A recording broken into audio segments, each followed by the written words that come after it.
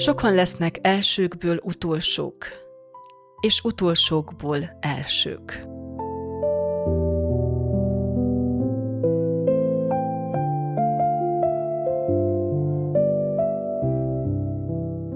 Jézusnak ez a kijelentése igazából leleplezés. Felfedi, hogy amit mi elsőnek gondolunk, az sokszor csak látszat. Amit pedig utolsónak, jelentéktelennek látunk, az a legértékesebb Isten szemében.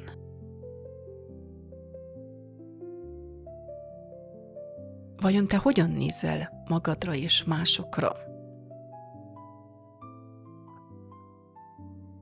Isten mércéje vagy a világ szerint?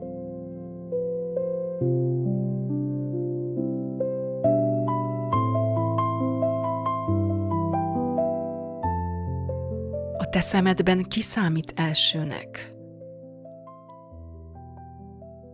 Az, aki sikeres?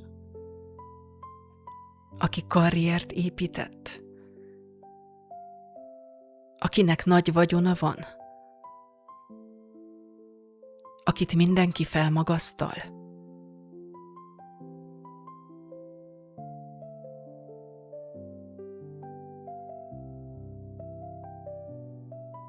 Vajon észreveszed és értékeled azt, aki csendben, szerényen, alázatosan, háttérbe húzódva teszi hűségesen a dolgát, talán már hosszú évtizedek óta?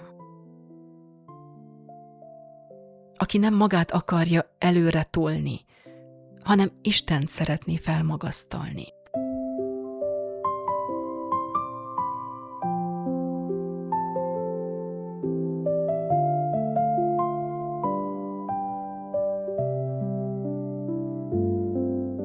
Tudod, mikor lesz valaki elsőből utolsó? Amikor önmagát helyezi a középpontba.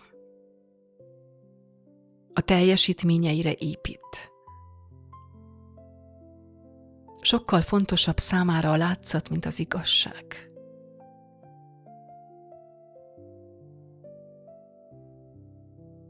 És mikor lesz valaki utolsóból első?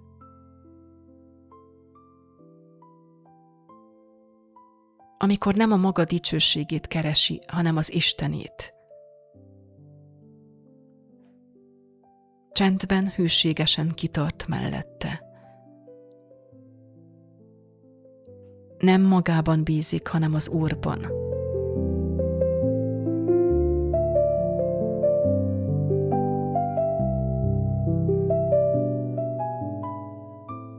Az elsők nem feltétlenül rossz emberek.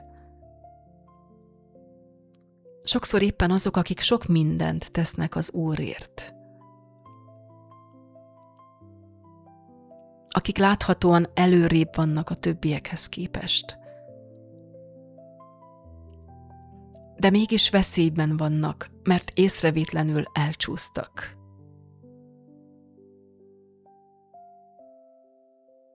Már nem Istenért élnek, hanem abból élnek, amit Istenért tettek.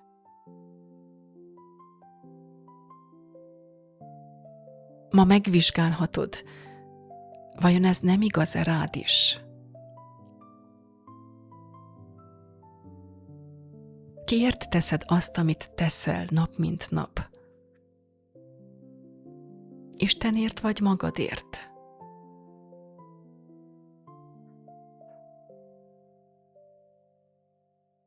Isten országában nem az kerül előre, aki feljebb kapaszkodik, hanem aki lejjebb hajol. Ezt tartsd szem előtt, te is.